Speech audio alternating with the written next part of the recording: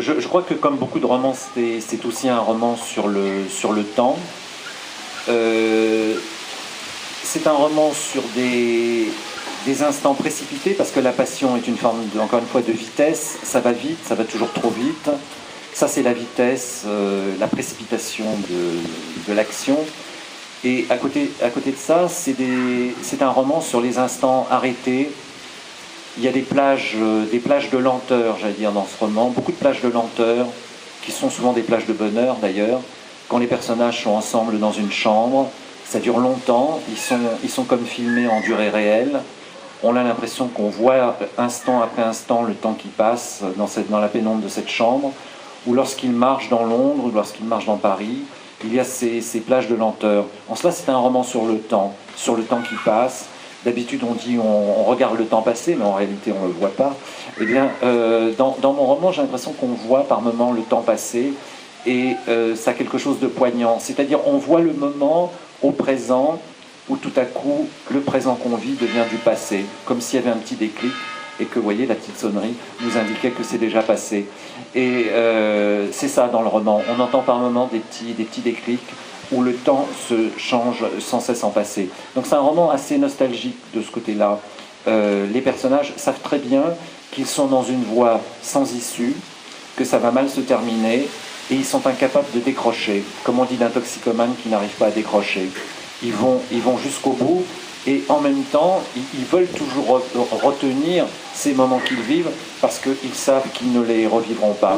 C'est perçu comme l'espèce de néant qui s'abat sur le personnage quand Nora est partie.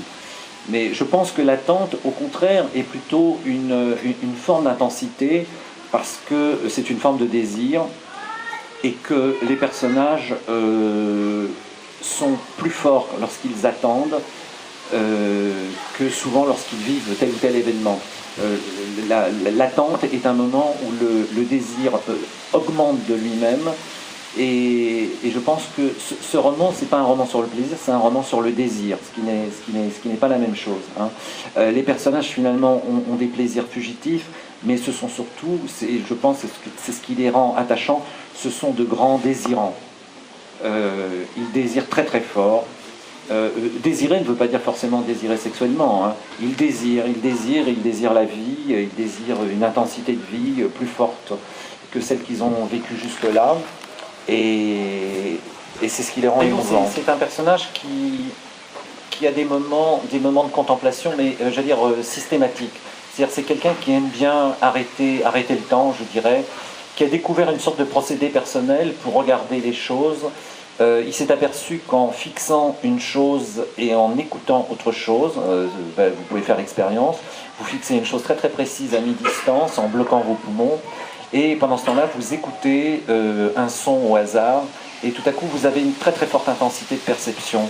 Et Blériot a développé ce procédé, et lorsqu'il est accablé par les événements de sa propre vie, surtout de sa vie sentimentale, il essaie de se raccrocher à ce procédé et d'arrêter le temps, de trouver comme des moments d'éternité. Il y a une sorte de nostalgie de l'éternité chez Blériot. Il essaie comme ça de bloquer son regard sur des détails, parce que je pense que la passion aiguise nos sensations. Et c'est en cela qu'elle m'intéresse. La passion ne m'intéresse pas comme l'état amoureux ou psychologique. C'est pas du tout un roman sur l'amour, c'est pas du tout un roman sentimental. C'est un roman où j'essaie de voir comment la passion, par exemple, peut aiguiser nos sensations. Et les personnages, Blériot en particulier, deviennent de véritables blocs de sensations. Faire d'un personnage un bloc de sensations, et pas faire d'un personnage un caractère. Ça m'ennuie. Les caractères, il y en a trop. C'est un personnage qui a des sensations très, très fortes. Et l'écriture, du coup, voilà un problème d'écriture intéressant. L'écriture, ça va consister à créer une sorte de lien, de petit arc électrique entre des sensations et des pensées. Voilà, les phrases, ce serait ça.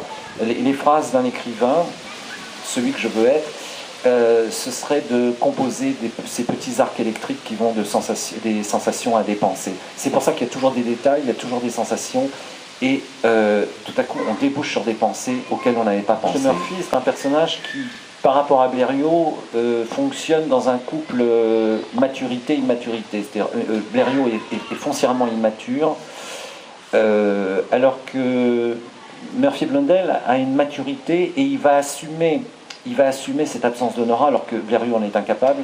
Lui, il va assumer et on sent qu'il va se dépasser, trouver une forme de sagesse. Alors par ailleurs, c'est un personnage qui est bizarre parce qu'il est américain et catholique et il passe son temps à lire Saint Paul. Donc c'est un personnage très décalé dans la réalité dans laquelle il est, puisqu'il travaille dans la City à Londres, et en réalité il ne s'intéresse pas trop à l'argent, il s'intéresse surtout à ces débats intérieurs, et à essayer de trouver un équilibre, une sorte d'équilibre très très difficile entre sa solitude et son envie de maturité. C'est-à-dire, ce qui est intéressant quand on nomme une réalité, c'est de créer une association inattendue avec une autre réalité, un effet de branchement. La comparaison, il faut prendre ça comme un effet de branchement totalement inattendu, où la personne qui est habituée à ce qu'on lui parle de telle chose n'imagine pas que vous allez la brancher sur une autre chose, et là ça crée un court-circuit dans son esprit.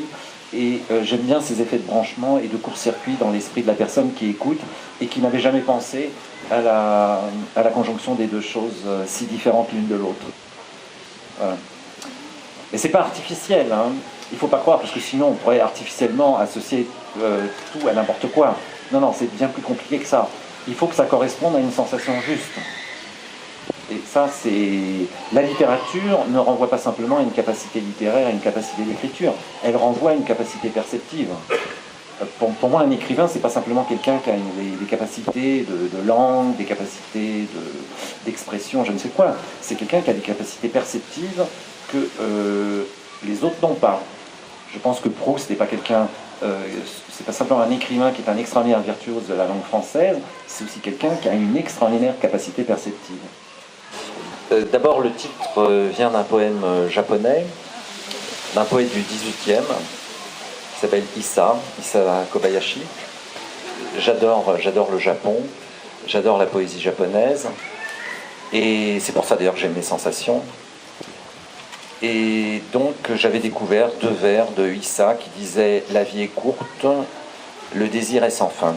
Donc j'ai décidé, ça m'a foudroyé, et j'ai décidé d'en faire un titre. Ça donnait donc La vie est brève et le désir sans fin.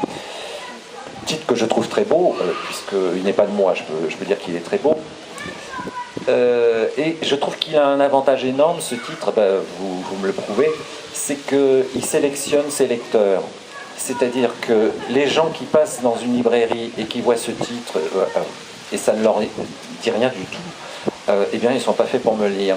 Ceux au contraire qui sont étonnés par ce titre, épatés, qui se disent « Ah, que c'est beau », sont forcément des lecteurs voilà, de Patrick Lapeyre.